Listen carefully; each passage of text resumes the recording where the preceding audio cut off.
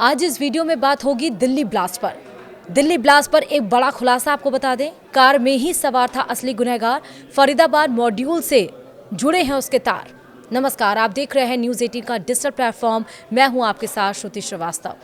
किसी को नहीं पता था कि 2005 और 2008 के बाद देश की राजधानी एक बार फिर इस तरह से दहल जाएगी। फिर से इतना तेज धमाका होगा कि ऐसा लगेगा मानो धरती फट गई हो। क्या हो गया किसी को कुछ समझ में नहीं आएगा और वहां मौजूद लोगों के सामने मानो मौत का बवंडर खड़ा हो। 9 लोगों की अब तक इसमें मौत हो चुकी है। 20 से 25 लोग इसमें अभी तक घायल हैं। जैसे ही ये ब्लास्ट हुआ वैसे ही दिल्ली पुलिस ने गृह मंत्री अमित शाह को कॉल किया। गृह मंत्री अमित शाह ने ये पूरी जानकारी पीएम मोदी को दी। एलएनजेपी अस्पताल में घायलों को एडमिट कराया गया है। देर रात ही उनसे मिलने के लिए गृह मंत्री अमित शाह पहुंचे थे। प्रधानमंत्री नरेंद्र मोदी ने सभी के प्रति संवेदना व्यक्त की है। इस मामले में अब तक 13 लोगों की गिरफ्तारी हो चुकी है। वहीं यूएपीए के तहत सभी के ऊपर केस दर्ज होगा और अगले आदेश तक लाल किला बंद बुलाया गया है। दिल्ली पुलिस का ये बड़ा फैसला है। किसी को नहीं पता था कि शाम को टहलने घूमने के लिए घर से निकले, शादी ब्याह की खरीदारी करने के लिए, ऑफिस से घर लौट रहे या कहीं और जाने के लिए राजधानी दिल्ली के चांदनी चौक के मेट्रो स्टेशन का यूज़ करने वाले लोग नहीं पता था कि इतने बड़े धमाके का वो शिकार हो जाएंगे। राजधानी दिल्ली में सोमवार यानी कि 10 नवंबर शाम 6:25 पर हुए भीषण धमाके ने पूरे देश को दहला दिया। लाल किले के पास शाम करीब 6:52 पर एक चलती कार में I-20 जिसकी कार बताई जा रही है में जबरदस्त विस्फोट हुआ, जिससे आसपास का इलाका दहशत से भर गया। धमाके में 9 लोगों की मौत हो गई और 24 लोग घायल हो गए। आशंका जताई जा रही है कि कार चला रहा शख्स डॉक्टर मोहम्मद उमर था, जो कथित तौर पर फरीदाबाद मॉड्यूल से जुड़ा हुआ था। सूत्रों के मुताबिक उमर पहले से जांच एजेंसियों के निशाने पर रहा है। हालांकि पुलिस ने कहा है कि कार में सवार मृत शख्स की पहचान डीएनए टेस्ट के बाद ही पक्की होगी। डॉक्टर उमर मोहम्मद पहले से फरार चल रहा था और उस पर कई संदिग्ध गतिविधियों के आरोप थे। सीसीटीवी फुटेज में ब्लास्ट से ठीक पहले एक सफेद I-20 कार को लाल किले के पास गुजरते हुए देखा गया। कार में बैठे ड्राइवर ने काले रंग का मास्क पहन रखा था। आशंका जताई जा रही है ये मास्क मैन उमर था, यानी कि डॉक्टर उमर। इसके बाद अचानक कार में जोरदार धमाका हुआ और आग की लपटें उठने लगी।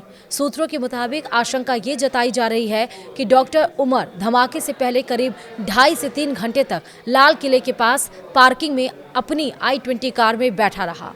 ऐसा प्रतीत होता है कि वह यह तो किसी व्यक्ति का इंतजार कर रहा था या फिर किसी से निर्देश मिलने की प्रतीक्षा में था।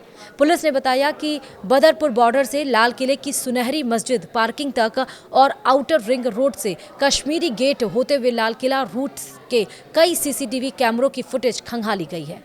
सीसीटीवी फुटेज की जांच के लिए करीब 200 पुलिसकर्मियों को लगाया गया है।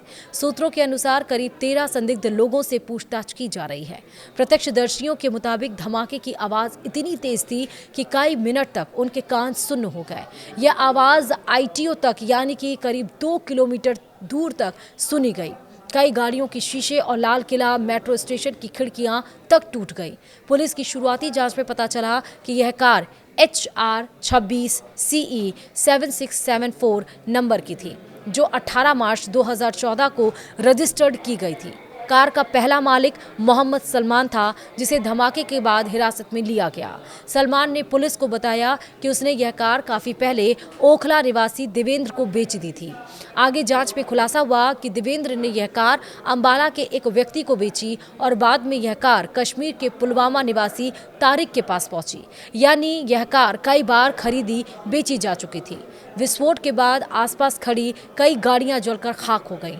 मौके पर मौजूद लोगों में भगदड़ मच गई। घायलों को तत्काल LNJP अस्पताल में भर्ती कराया गया। पुलिस का कहना है कि कार में 3 लोग सवार थे और यह भी जांच की जा रही है कि क्या यह आत्मघाती हमला था।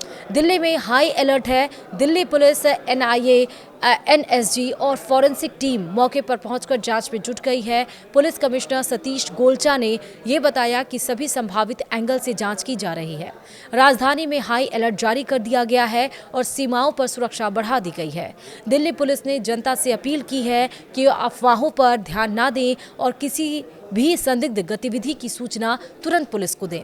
न सिर्फ दिल्ली में जो ब्लास्ट हुआ उसके बाद दिल्ली में हाई अलर्ट है, जबकि उत्तर प्रदेश में, मथुरा में, राजस्थान के जयपुर में भी हाई अलर्ट घोषित किया गया है। आसपास के राज्यों में भी, मुंबई में भी सुरक्षा बढ़ा दी गई है, वहां पर भी हाई अलर्ट घोषित किया गया है। आपको याद होगा 26/11 ये हमला और दिल्ली में नवंबर में ही ये 10/11 का ये आत्मघाती हमला निकलकर सामने आया है। सुरक्षा एजेंसियां जांच में जुट गई हैं। माना यह जा रहा है, इसके पहले आपने देखा यानी कि 10 नवंबर को 2900 किलो विस्फोटक सामग्री यानी कि जिस तरह से पाए गए एक बड़ा जखीरा हथियारों का पकड़ा गया, 3 लोगों को इसमें गिरफ्तार किया गया। तो यानी कि फरीदाबाद मॉड्यूल से ही इस ब्लास्ट का कनेक्शन बताया जा रहा है। और मास्क में पहने कार में बैठा वो व्यक्ति क्या वाकई डॉक्टर उमर था?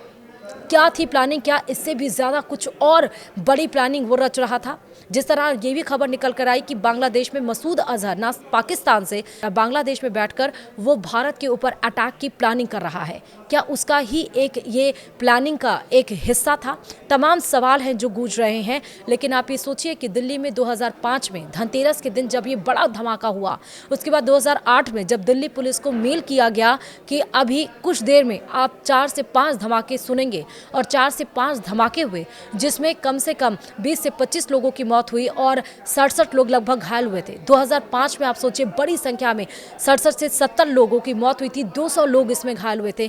तो 2025 में एक बार 10/11 यानी कि 10 नवंबर को और 2025 में ये बड़ा धमाका हुआ है, जो एक बार फिर से सवालिया निशान आतंकी हमलों के लिए, आतंकी हमला है या नहीं, इस पर छोड़ गया है।